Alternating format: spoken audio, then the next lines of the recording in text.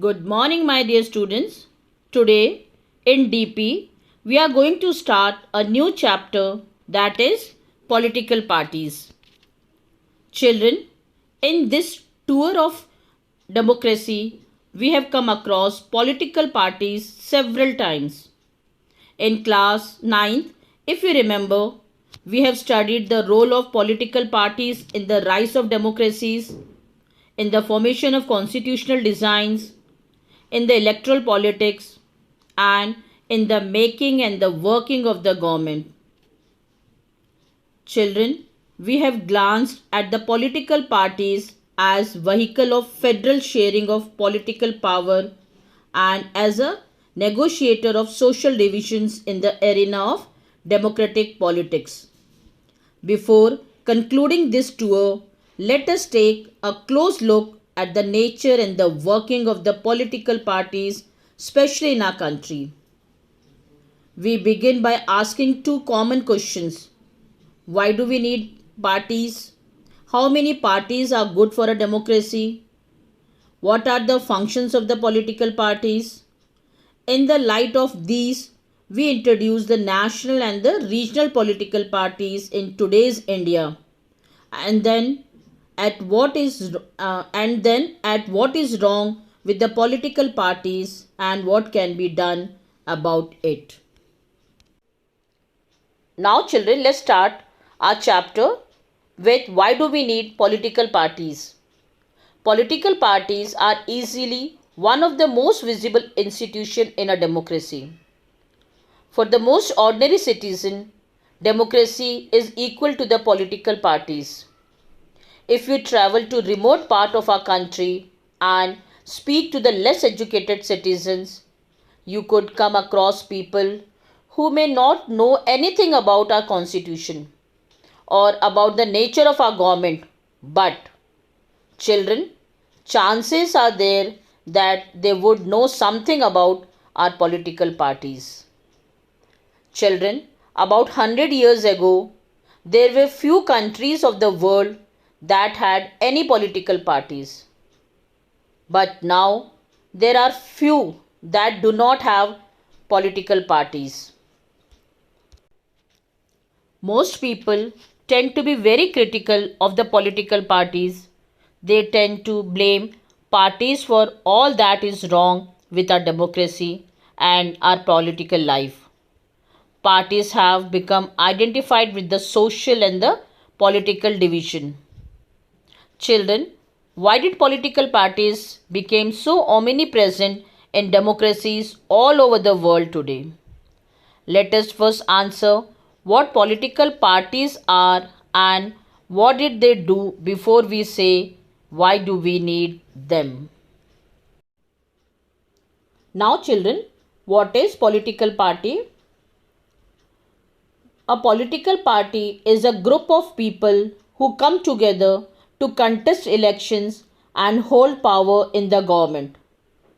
All the political parties have some policies and programs for the society with a view to promote the collective good.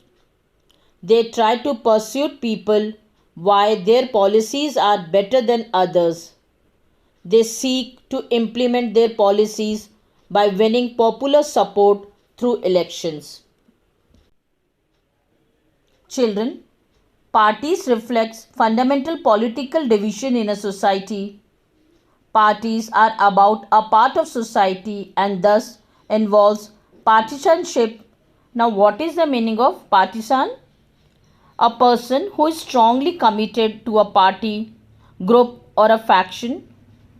Partisanship is marked by a tendency to take a side and inability to take a balanced view on an issue.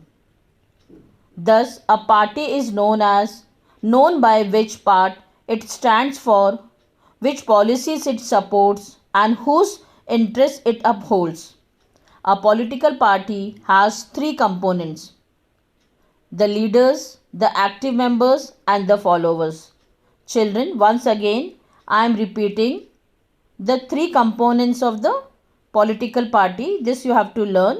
They are the leaders, the active members, and the followers. Now, functions of political parties. What does a political party do? Basically, political parties fill political offices and exercise political power. Parties do so by performing a series of functions. Now, the first one is the first important function of the political party is contesting elections.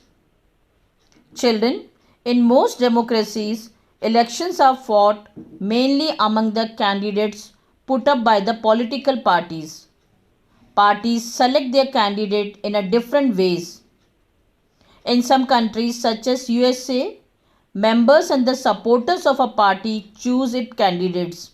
Once again listen this children. In USA, members and supporters of the party choose its candidate.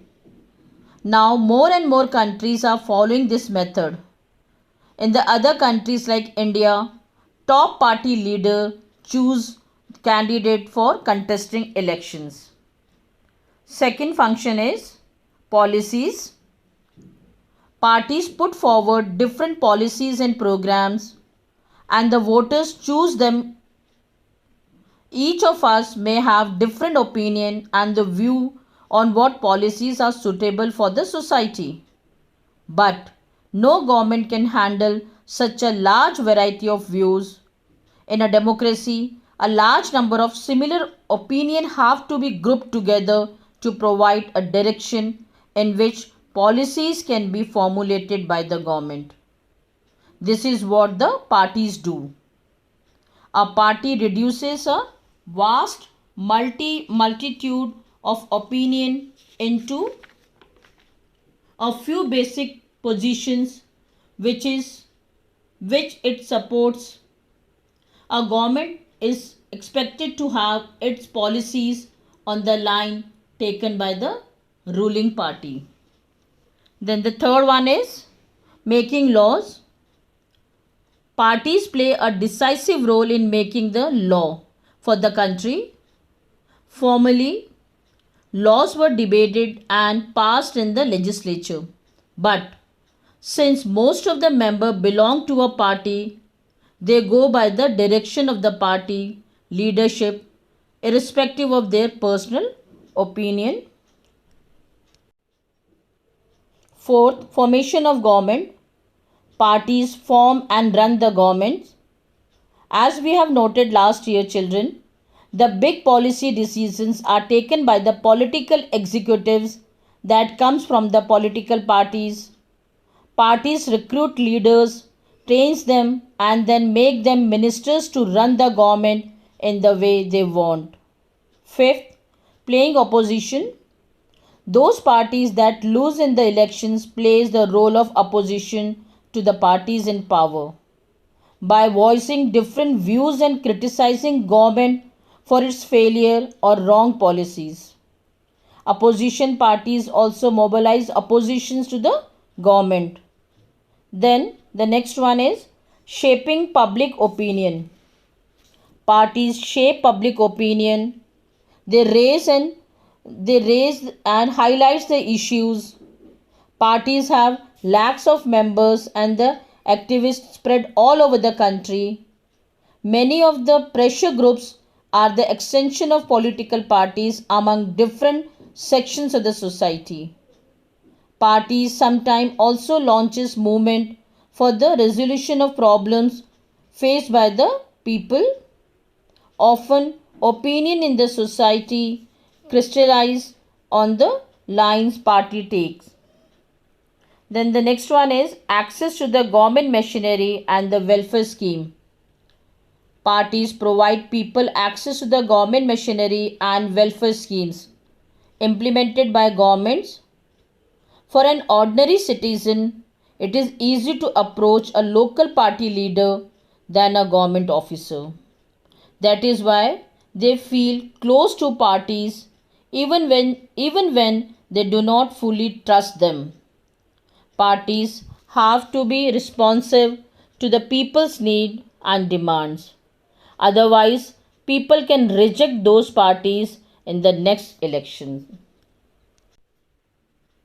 Children, once again, let's quickly revise the functions of the political parties.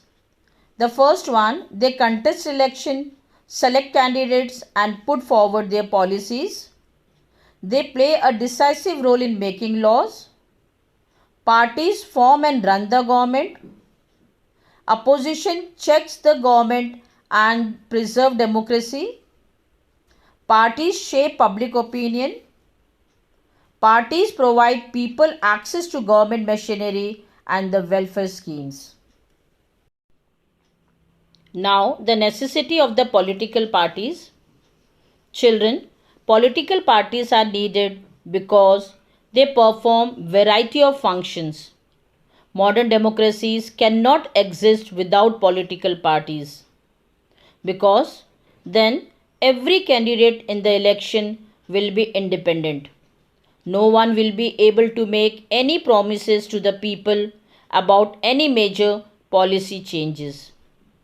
The government may be formed, but its utility will remain ever uncertain because elected representative will be accountable to their constituency for what they do in the locality, but no one will be responsible for how the country will be run. Children, the panchayat elections are non-party based elections to the panchayat in many states of our country. Although the parties do not contest formally, it is generally noticed that the village gets split into more than one group, each of which puts up a panel of its own candidate. This creates needs for the political party even in the panchayati elections. Society needs a mechanism to support or to restrain the government, make policies, justify or oppose them. Political parties fulfill these needs that every representative government has. Thus, political parties are a necessary condition for a democracy. Now, children, how many parties should we have? In a democracy, any group of citizens is free to form a political party. In this formal sense, there are a large number of political parties in each country. More than 750 parties are registered with the Election Commission of India, but not all these parties are serious contenders in the elections. Children, usually only a handful of parties are effectively in the race to win the elections and form the government. So the questions the question then is, how many major or effective parties are good for a democracy? The different countries around the world opt different party systems. Broadly, political party systems can be divided into one party system. In some countries, only one party is allowed to control and run the government. These are called one party system.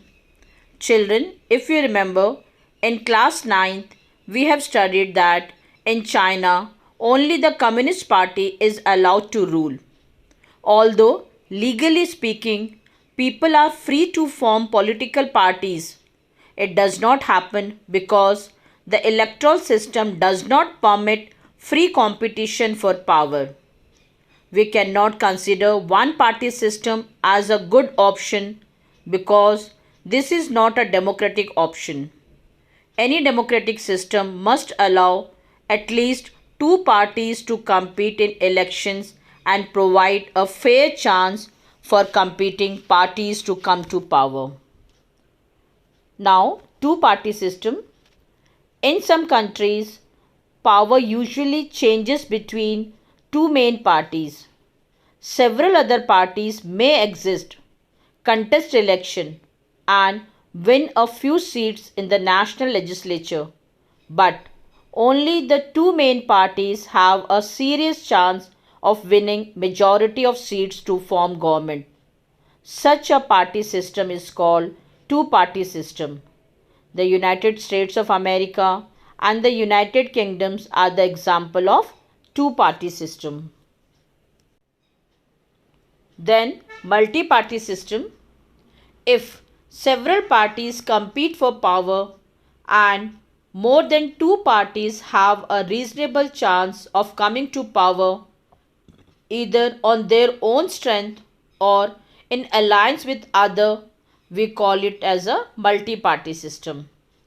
Thus, in India, we have a multi-party system. In this system, the government is formed by the various parties coming together in a coalition. When several parties in a multi-party system join hands for the purpose of contesting elections and winning power, it is called an alliance or a front. For example, in India, there were three such major alliances in 2004 or 2004 parliamentary elections: the National Democratic Alliance, that is NDA, the United Progressive Alliance, that is UPA, and the Left Front. The multi-party system often appears very messy and leads to political instability. At the same time, this system allows a variety of interests and opinion to enjoy political representation. Now children, which of these is better? The one party, two party or multi-party system?